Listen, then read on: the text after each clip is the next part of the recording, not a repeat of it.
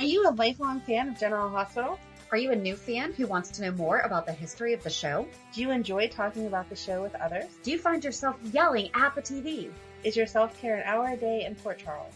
If so, we invite you to join hosts Amanda Kimmel and Shannon Coach at the place where all the hidden conversations take place and secrets are revealed. Meet us at Pier 54, a General Hospital fan podcast. Hello! Hi! Welcome to the Port Charles 411. We're getting started on Maxie. Yes. I think this is going to be a three-parter, I think. I think so, because she gets older, she has way more material to talk about. But also, so we typically use General Hospital Fandom. They don't even start her until 2002. Which is crazy. Yes. So then we used Soap She Knows to help fill in the gaps, as well as soapsfandom.com and Soap Central's Who's Who in Port Charles. And also YouTube to help try to fill in some blanks. And I think that I might have, no, I didn't, because Wikipedia and General Hospital Fandom were pretty much the same. Okay. So today we're just going to cover her as a child. I don't even know if it's going to take us to 2002 because they don't really have an end. So we're going to take her through, we're just going to get started on her. We'll see where we end up. Exactly. So Mariah Maximiliana Maxie Jones is a fictional character. She was born on screen on October 31st, 1990, and she's the oldest daughter of super couple Frisco and Felicia Jones. She was originated not being a baby. Right. The first time that she really had like talking lines and storylines was by Robin Richards in 1993, who played the character until 2004. Since 2005, the character has been portrayed by actress Kirsten Storms. Maxie is also one of the characters in the summer 2007 run of General Hospital Night Shift, which premiered on July 12th, but we need to still watch the second season. Right. And her birthday was revised, so she's only been sore-assed a tiny bit, 4 years, when she was aged to 16 in 2002. But interestingly, it was the same actress. So she was played briefly by someone named Danica Stewart in 2002 before she came back, before Robin Richards came back, because the fans were not having it. Right. But they aged her up using the same actress. Yeah. I don't understand that. Kind of cool, I guess. I don't know how they did that either. And we were actively watching it then. Mm-hmm. So I don't know either. So I guess we can get started with her birth. Did you watch any of her birth? I watched them trying to come up with her name. Okay. I didn't watch the actual birth. Did you watch that? No. Ish. Okay, go ahead. Well, so we already know that like she has BJ's heart. Yes. I watched that whole thing. And I tried to only watch the parts that were happening, like right then, because that like dragged out for a while, and I didn't want to watch because it then turned to Frisco and Felicia and Mac, not really centering around Maxie as much. So I tried to not watch that stuff. Yeah, I finished that. But so Maxie was born on Halloween night, 1990, while her mother, Felicia, was stuck in her apartment window dressed as a clown. That's not entirely accurate. No. Why are they saying she was stuck in the window? I don't know. And almost every single one says it that way. Yeah. She was dressed up, but she wasn't stuck. No. Okay. Do you want to go over? Did you watch like the lead up to it? No, I didn't watch enough of it to talk about it. Do you? So maybe we watched opposite sides then. Okay. So I watched like the lead up to it where there is a playlist on YouTube called Frisco and Felicia, Maxie's Born. And there's part 1, 6, 7, 8. So I had to go look for 2, 3, 4, 5, 6. Right. 2, 3, 4, 5. Frisco was so Felicia was on bed rest and she was doing like painting and crocheting and knitting and like all this stuff. And there was one really cute scene that she was doing a paint by number or something. Mm-hmm. And she wound up painting his face. And she's like, oh no, you're going to pay me back. He's like, nope, I'm just going to love you. And he kissed her to show how much he loved her. And so she got the mustache and goatee on her face as well. And it was just cute because they were actually together then. Yeah. No, they didn't get married until 1993. So they were falling in love while they were playing Frisco and Felicia, who were already married. And he kept yelling at her for like getting out of bed. And, you know, it's Felicia. She doesn't sit still very well. Right. And so one day, so I did skip through a lot of stuff, but he had like a plastic baby doll that he was practicing on. in the nursery. And he called her Michelle and told her to eat all of her peas. And then at one point he said, Jessica. Like, he's just trying it out, all these different names. He eventually says Diana, like all these different names, tells him that she needs to trust him and that she's not allowed to date. And Felicia winds up walking in and he's like, you weren't supposed to see this until we brought the baby home. He finished the nursery. Yes. But he did it all in pink. They didn't know what they were having. And they were very set on, he was very set on, we're having a girl. And she was very set on, no, we're not. Okay. So, and he just told her, he's like, I just knew. Aww. You know? So then he comes home on Halloween and she's wearing like this goblin mask, dusting, and scares him as he walks through and he yells at her.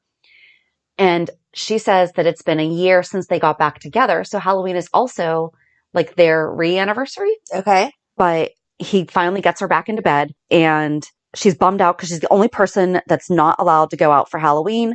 So she decides to put on, she's like, if I just dressed up, and then she looks down her belly. She's like, no, people would recognize me. And she's like, unless, and then we see her happens to have a clown costume. She just happens to with a huge pants right. and a large oversized jacket. And she put on her clown makeup. And as she was ironing her tie, okay. I mean, I'm sorry. Ironing the tie for a clown costume. That just cracked me up. She wants to look good. The door rang. Well, the power had gone out, so she went to fix the fuse. And then when she came upstairs, the doorbell rang. It was trick-or-treaters. So she went out, gave them candy and everything, turns around, she locked herself out. Oh, okay. Yeah. And this was back before cell phones. Yeah. And she did not have one. And then there were 3 like tween boys, but they were just dressed up and they wanted candy. And she's like, I'm so sorry. I live here, but the candy's inside, because she had run out. Like, she had been handing out the candy. And they're like, you just don't want to give us any, like, they're giving her a hard time. And she's like, do any of you happen to have a quarter? I'm locked out of my house. And they're like, no. And they leave. Okay. So then Frisco was working. And this is the thing, like, so I was skimming through a lot of it. I think that he might have just been a detective then, because he was in a cop car with a cop and she was saying about how he's retired or how he doesn't work there anymore because he wants a family. And he says about how he wants to watch his daughter grow up. You dropped the ball on that one. It's a nice thought. But Felicia was finally able to get a hold of him. So she's kind of like walking around. And so I don't know how she got a quarter, where she was able to find a way to pay for the payphone. She gets a hold of him. He's in the squad car. And she told him that she locked herself out. And he hung up without knowing where she was. So the police officer is like, well, let's at least go to your house. Maybe she's there. Maybe she just went somewhere. Well, they get there and Felicia's not there. Okay. Because she's been wandering around, like, looking for a payphone or someone to give her money to call somebody. And so he searched all over the place for her, eventually winds up getting back to the house, and he notices, because the police officer was like, did you think to go inside? Right. If you haven't seen her? So then he notices like a flashlight up in their apartment window, which I didn't understand this either. So at some point, I guess the power must have gone out again. Okay. And he goes up. It's Felicia walking around with a flashlight, still dressed as a clown. And she tells him that it's time. So all that to say, Frisco saw her through the window dressed as a clown, but she wasn't like stuck, because I'm reading this and I'm like, she was not stuck in the apartment window. I'm thinking she was trying to climb in a window to get back inside. That's what I kept waiting for. No, it was, he found her inside the apartment walking around with a flashlight. And she's like, yeah, the baby needs to, it's time. Yeah. And so they get to the hospital. He drives them to the hospital, and thankfully he was able to wipe off the face paint before the baby was born. And he slipped up and was like, you need to take this off before he sees you. And so she's like, haha, I told you we're having a boy. Yeah. And that's where I left. That's what I dropped off on. So did you actually see like Maxie being born and everything? I did not watch her being born. I saw them at home. They brought her home and didn't have a name for her. Okay. And so they were sitting there discussing what they should name her. And they didn't like anything that they came up with. And, you know, like whenever you're naming your kid, you say one thing and he says, no, that reminds me of someone says dog. And then he says something else. Or you come up with a name that reminds them of a treat. My daughter's name, someone told me that it was going to sound like Oreos. It does. Because I wanted to name her Aurora. And I was going to call her Rory. That's funny. Mm-hmm. So anyway, yeah, they go back and forth with the names, blah, blah, blah. And then she says, or he says, Mariah after her grandma. And then they say Maximilian because that was the grandfather. And she says no at first because the grandfather was a jerk, which I don't know that whole backstory of or whatever. And so then they come downstairs because Bobby and all them have planned like a potluck to celebrate the baby. Aw. So they come downstairs and they're like, okay, we want to announce the name.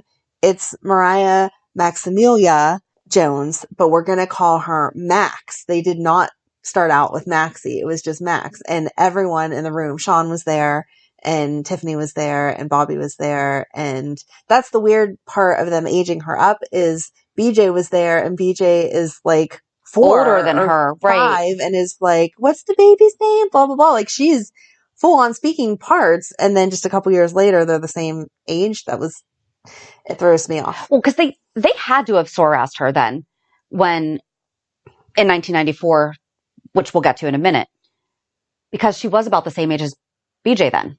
Right. Right. When the car accident or the van accident happened, it was 1994. They were the same age then. Mm-hmm. Or they were close in age. Yeah. So they would have aged her twice, but they say that they aged her to 16 in 2002, but it was still Robin Richards. But still. I don't know. I mean, they definitely changed the way that she dressed at that point in time. Yeah. Like she was an older girl, but I don't know. I just don't know why they decided to do that because it just messes up everything. But I mean, they do it all the time. So whatever. But out of all of them though, like she has not been aged up that much. Right. I think it's just because they play with everybody else's ages that it messed me up with all of it.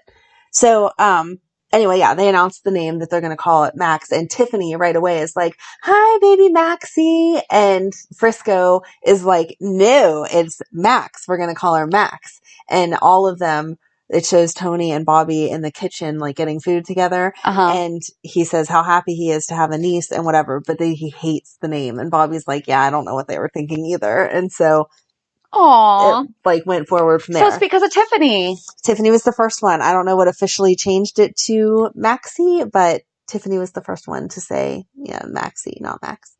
Oh, that's so sweet. So it was cute. And then this does mention that she was given the first name Mariah in honor of Felicia's grandmother, who was Texas-based Mexican royalty with both Anglo and Aztec connections. Aztec princess. We're going to have to we're going to have to watch all of that. And yeah. And then Maxie's middle name, Maximiliana, is given in honor of Felicia's relative, Maximilian. And they call her Max, but Maxie was the nickname that stuck. There you go. Well, see, I'm glad I didn't miss, like, if there was an actual decision to make it that. And then, like, the first couple years of her being a baby, I don't think any of it had to do with her until 1994, which she would have been aged up because Robin Richards was 6 years old when she joined General Hospital as Maxie Jones. Okay. And so we're just going to read her quick little fandom. Because there was a lot of upheaval when people still sometimes, they're like, they should have never gotten rid of. Seeing her as the teenager, I don't understand why they didn't just let her keep going. Right. I mean, she was born in 1987, so she's the right age. She's the right age. Yeah. I don't know. But it says she was just 6 years old when she joined General Hospital as Maxie Jones.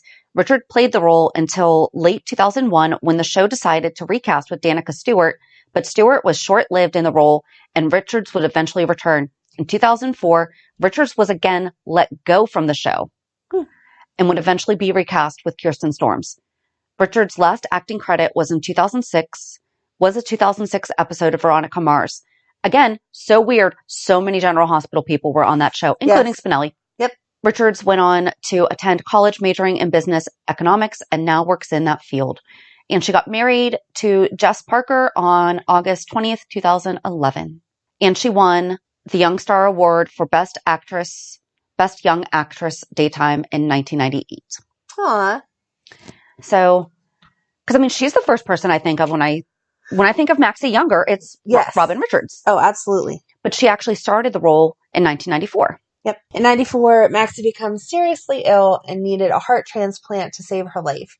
Her family rallied around her, and Mac even located her father, Frisco, and took him to be with his daughter. Did you watch all that? I did. Did you watch it? I did, but it made me not like Frisco. I remember watching it then, and being like, oh, this is so romantic and cute and whatever. But now seeing that she ended up with Mac because Frisco continued to be a jerk, I'm like, no, Frisco, go away. While Maxie waited for a donor heart, her cousin BJ was in a bus accident that left her brain dead. Felicia was overjoyed to learn that a donor's heart had been found for Maxie, but when she learned that it was BJ's heart, she was devastated. That was hard to watch because it was Lucy's fault. Not Lucy's fault. Not Lucy's fault, but Lucy who broke the news because she was sitting there crying. Overwhelmed. Yeah. Right. And she thought that Felicia knew it was BJ's heart, and she had no idea. I would have liked to have seen when Maxie was little and BJ would have been, just a couple years older or whatever, of seeing Lucy be BJ's mom. Right. Yeah. Well, I'm sure that we could find it. I wish they would have flashed back though, like as she was talking about. Right. Yeah. Because I don't remember any of that. Right. So same. That was sweet whenever she was talking about it, even though it was sad. BJ's parents, although heartbroken over BJ's death, were grateful that BJ's heart could save Maxie's life. Each year on the anniversary of BJ's death, Felicia and Bobby visit BJ's grave and give thanks for the gift of life she was able to give Maxie. I cannot believe, they did such a good job. They did. With all of that. So one of the things, so we're going to go a little bit deep dive off all that. So Maxie, because I didn't watch the part where she had apparently already gone through the Kawasaki's disease. Right. Because that was at the beginning of the heart. And there's an entire playlist. We'll put it in the show notes of the heart transplant storyline. Because Felicia's like, I thought that was all done with. And so Kawasaki's disease is also known as Kawasaki syndrome or mucocutaneous lymph node syndrome.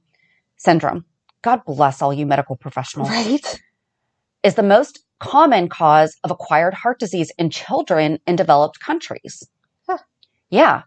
KD affects children and smaller percentage of teens, creating inflammation in the blood vessels, particularly in the coronary arteries. The average age of those affected is 2. 75% are younger than 5, and boys are 1.5 times more likely than girls to get KD. So Maxie had been sick, and Kevin came over to hang out. Did Kevin and Felicia ever have a thing? Were you picking up on that? I think that it was alluding to the fact that Ryan had been obsessed with her. Okay. And then Kevin seemed to like her, and she was not caring because she liked Kevin and he was a different person. But the other people around her were like, it's freaky that Ryan was obsessed with you and his twin brother seems to put himself where he doesn't belong. Okay. So he had come over to visit and he noticed that Maxie was having trouble breathing. Did you watch this? Mm-mm. It was beautiful. Well, it wasn't maybe beautiful. It was genius. Okay. So he's like, let's play a breathing game. Let's see who can who can breathe the deepest and breathe out the longest. So he didn't want to freak her out. Right. And so he did it first and he kind of faked it or showed that he was having trouble. Okay. To make it okay that she was going to be having trouble. Right. But then he went over to, Maxie had a Frisco bear that Frisco had sent. And he went over to Frisco Bear and Frisco Bear did it correctly. Okay. And then he had Maxie do it and she was struggling. And then Kevin was like, you know what? Can you do it again? And this time I'm just going to put my ear up to your back. And Felicia walked in and as a mom, oh, right. I'd be like, excuse me, what are you doing? Yeah. And then when she realized and he was like, okay, we need to get her to the hospital. And that's when it turned out that she had pneumonia. And Monica and Simone talked to Felicia that she was in heart failure, but they needed to clear up the pneumonia first. Oh, okay. And Monica suggested a new technique, a PET scan. Oh, that's funny. Right. I mean, yeah. And they explained her getting on UNOS for the transplant.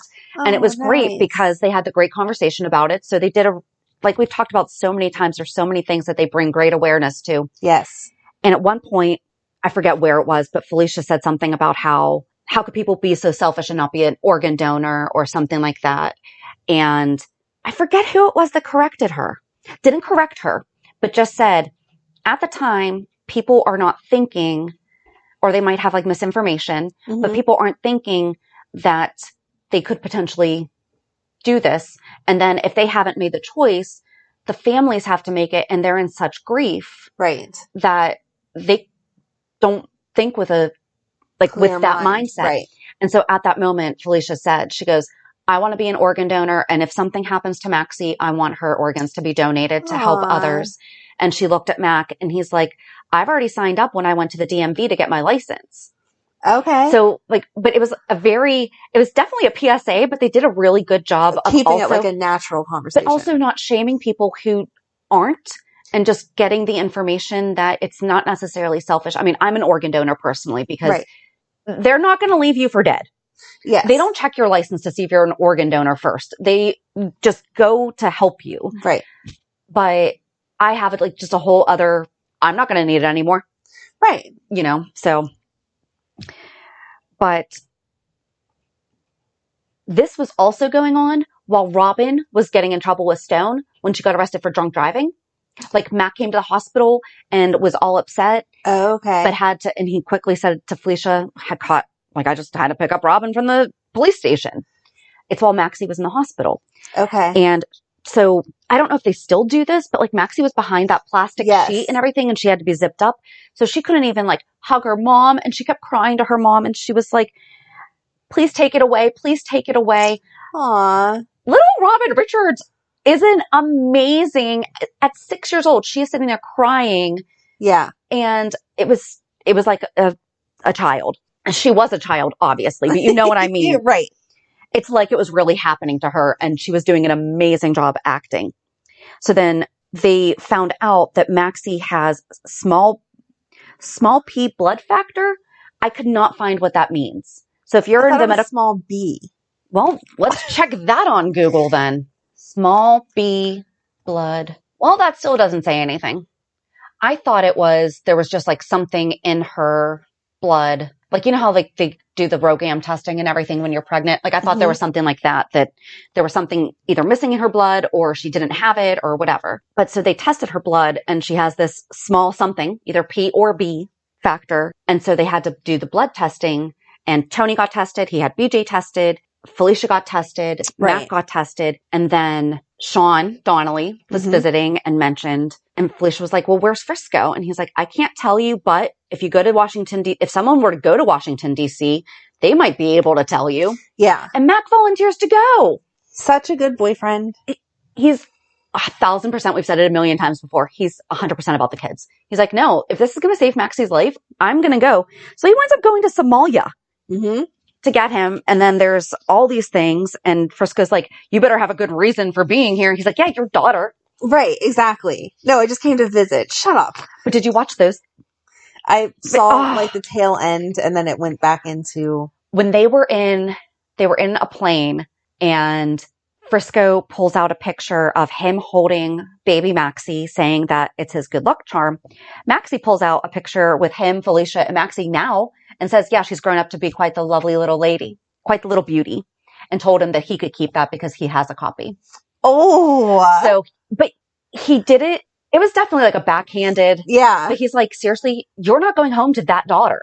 Right. Like, this is what your daughter looks like now. You seriously don't even know that? Right. So then he gets there, and Maxie is just like so excited to see him. And then she winds up so then all the horrible stuff happens where there's the the van accident with the bus driver, and BJ winds up, and Tony is dead set. He's like, I don't want them to know. Right. That it's us. Yes. And then it winds up coming out. From Lucy. Yeah. From Lucy. And then Tony does tell Frisco. I mean, the whole thing was just amazing to watch. And we'll have to, I feel like we kind of did just do the whole BJ's death too, which stinks. But it's it's such a part of Maxie's story. Exactly. But while she was recovering, Frisco and Felicia fell asleep outside of Maxie's room. Mm-hmm. And Kevin came over, and Frisco was like, oh, are you one of the doctors that I should be thanking for saving Maxie's life? And Kevin said, ask me again in 20 years. I'm a psychiatrist. Yes, that was really funny. But he really is, because he's the one that picked up on the pneumonia. Right. 100%. He is the person to be thanking. Right. Not saying that Felicia was obviously not going to take her to the hospital at some point, but. Right. At that point, hours matter. So if Felicia didn't notice it till bedtime when she was putting her to sleep, it could have made a huge difference. Right. So then Maxie gets out of the hospital, and I like that Frisco said to Mac, "What's up with this Kevin guy?" Because I don't like him. That was funny. Yep. They were both on the same wavelength of, Yeah. And he's like, oh, what's he doing here again? Because Felicia wouldn't answer. Yeah. Yep. That was good. But Frisco was also really nice to Felicia about Mac. He's like, I really like him. He's good to you guys. He takes care of you. He obviously loves you. Yes. But then Mac breaks up with Felicia because of a look that she gave Frisco. But that's a whole other thing. But he was right. But that's a whole other thing. But he was right. We'll just leave it with that. Well, he was right. Obviously, as we're going to get to. But, yes. But we have to do Frisco and Felicia sometime. Oh, my God. But so then Felicia winds up telling Maxie about BJ because I guess they're having a party and Kevin was over again. And Maxie's like, oh, and BJ can come to my party. And Felicia's like, honey, you know what? She's not going to be able to come. And she's like, why not? And she says, she was in a bad car accident and her head got really hurt. And she was actually in the hospital at the same time you were. And Maxie said, okay, well, when she leaves, we can have a party for her.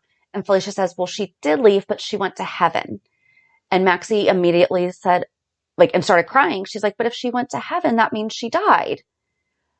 And Felicia's like, yes, honey, it does, And she's like, but I didn't get to say goodbye.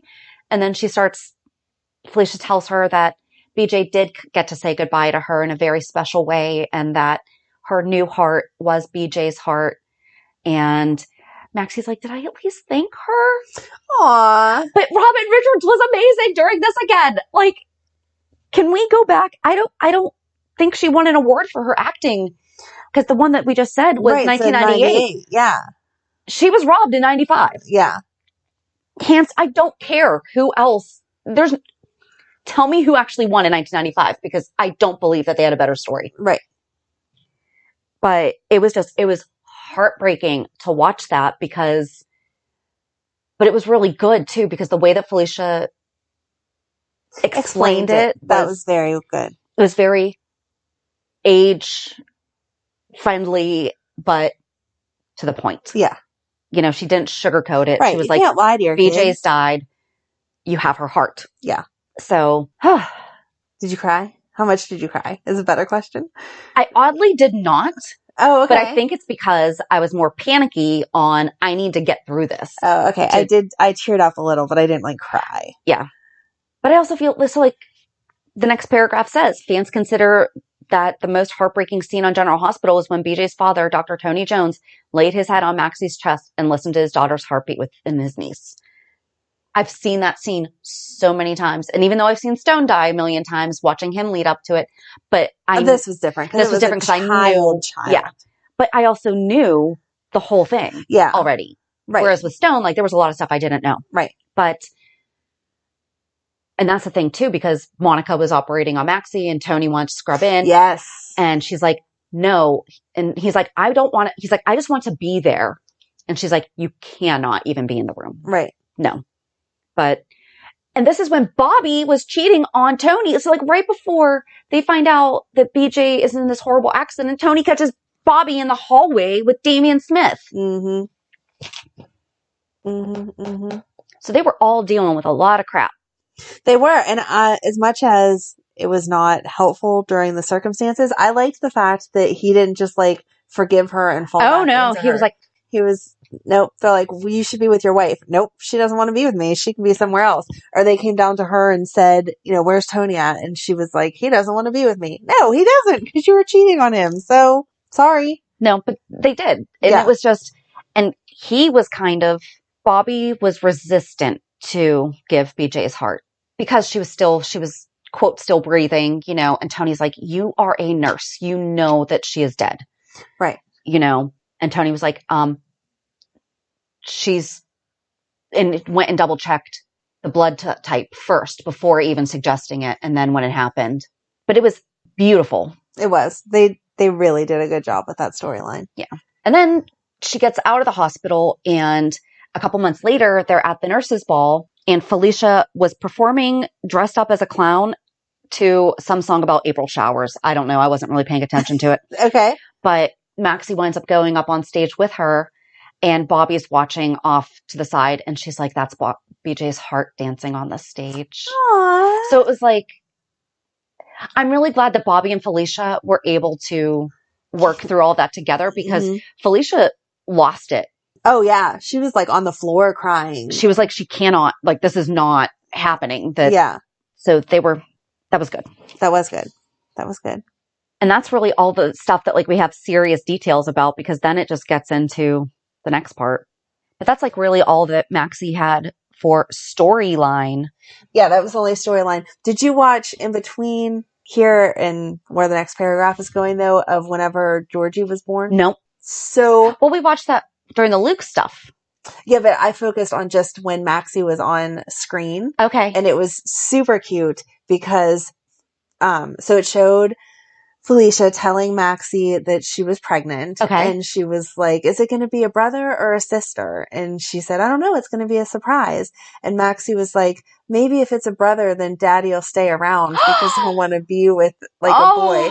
And Felicia was like, no, why would you even think that? Like, boys and girls are equal. They can do the same things. And you're always going to be special because you're our first and blah, blah, blah. And the fact that she even thought that. She put her hand on her stomach so she could feel, and they fell asleep together all snuggled up. And then Felicia had to do a DNA test because she wasn't sure if it was Max or Frisco's.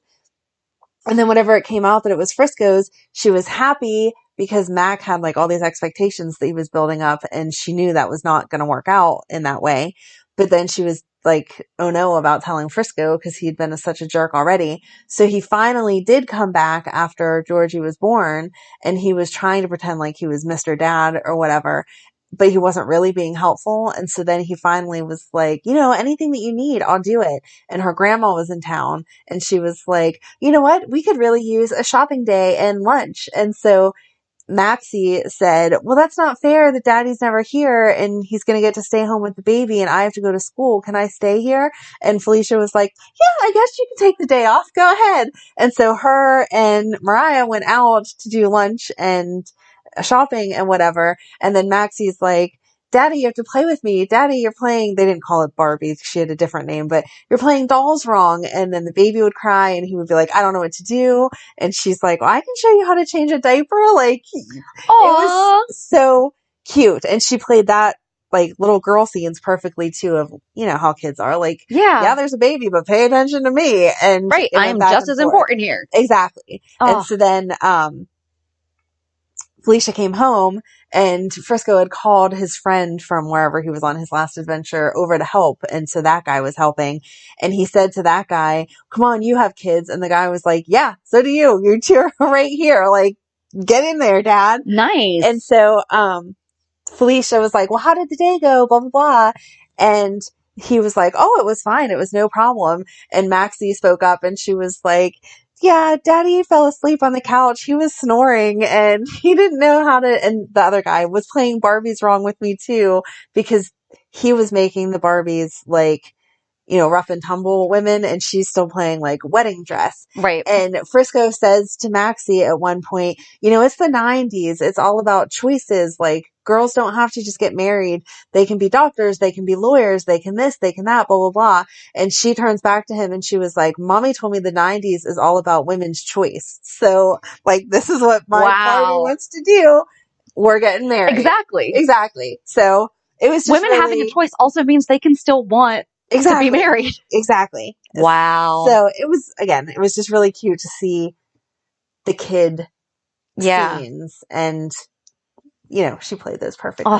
So it was a nice, I'm glad that we watched different stuff. Yes. After watching the heart transplant stuff, it was nice to see, oh, okay, she's back to being a normal kid and she's picking out, you know, crazy clothes that don't match and just being whatever. And I just love the fact that Felicia was like, okay, Dad, here you go. Deal with all the crap I deal with all the time. Yep. Jerk. Such a jerk. And it's not babysitting when it's your own kid. Exactly. It's being a parent. Exactly. Yeah. Whenever he says to this when guy, people say that. You have kids. Yeah. Oh, is Dad babysitting today? No, Dad is taking care of his kids. Right. That's parenting. The same thing I do. All the dates I take care of them. Yep. We might be a little bitter about that. Maybe. But anyway, the next paragraph says, Felicia had wanderlust and frequently left the girls in her mother's charge. Was her grandmother, wasn't it? It was. For some reason, it keeps saying mothers, but it's grandmothers. No, it's grandmother. It was Mariah. Yeah. Maxie's, and then because in the next sentence, says, Maxie spent most of her childhood bouncing back and forth with sister Georgie between their grandmother's ranch in Texas and Port Charles, while their mother traveled around the world in search of new adventures, which is also super annoying. Maxie resented Felicia for leaving. When Felicia realized that she needed to spend more time with her girls, Maxie rejected Felicia for her constant abandonment of her children. She finally relented, really wanting and needing her mother. Did you watch any of that? No, but I kind of remember her just being, angry like you would be. Like, You left me. You and Dad just left me. Yeah. Uncle Max raising all these girls because you guys can't bother being with your children. Because then Mac and Felicia got married. And Maxie and her sister Georgie were elated to be a family, but it didn't last long because Felicia left on another adventure and Mac took the girls to go live with their grandmother. And when Felicia tried to reconnect with her daughters, Maxie wanted nothing to do with her. I might have accidentally copied that sentence. That's it. But Mac took the girls to live with their grandmother. And then it took a lot of persuasion, but eventually Felicia brought the three of them back to Port Charles. Mac and Felicia were forced to pretend to be engaged in order to catch a Mac lookalike. Maxie and Georgie were excited over the prospect of Mac, who loved them as his own children, and their mother getting married. Mac and Felicia ended up getting married, and they became a tight-knit family, but Mac and Felicia didn't stay together. Mac sued for divorce and custody, and Maxie wanted him to win. And when he dropped the custody battle, she blamed her mother.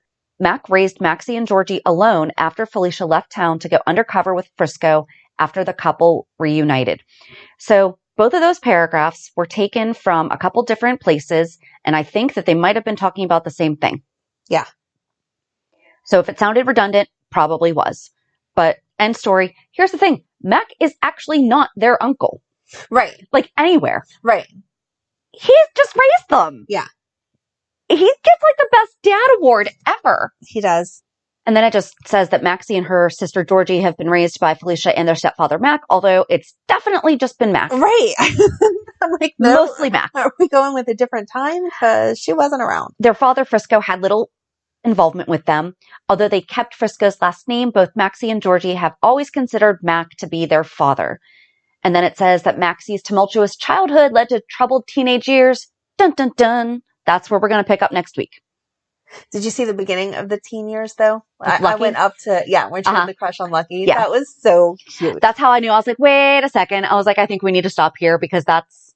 It was sweet, though. I feel like that was still before she started getting bad. Like, maybe that was the, leap. But that's exactly... But it was cute. Yeah. That was where I was getting, not confused, but annoyed with the age differences, though, is because her one birthday, they showed the little kids going trick-or-treating, and Carly was there with Michael, and Michael was about 3, and they're saying, okay, I have to take him home because he has to get to bed, and Maxie it didn't say the age that they were making her in 2000, I don't know if that was 2001 or 2, but anyway, what age they were having 12. her be at that age. She was dressed more maturely and crushing on Lucky already, but I was like, now it seems like Michael is older than Maxie, or the same age, but they're not, because they had already aged her and they hadn't aged him yet at that time. Right.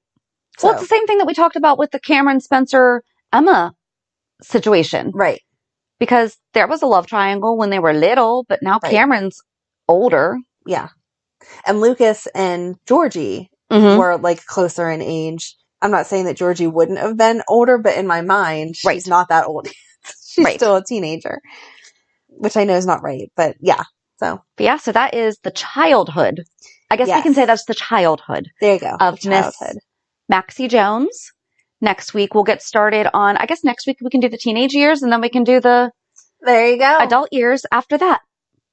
Boom. So if you remember something from Maxie's childhood that we forgot, please let us know. Join us on Monday as we recap this week's shows. Have a good weekend. And we'll meet at the pier. Bye. Bye. If you enjoyed today's show, we invite you to go to peer54podcast.com to subscribe on your favorite platform. Don't forget to leave us a review. And you can also follow us on many social media channels. Just search for Peer54 Podcast. Also, we are not perfect, so if there is something that we missed or messed up, just let us know by emailing us at peer54podcast@gmail.com.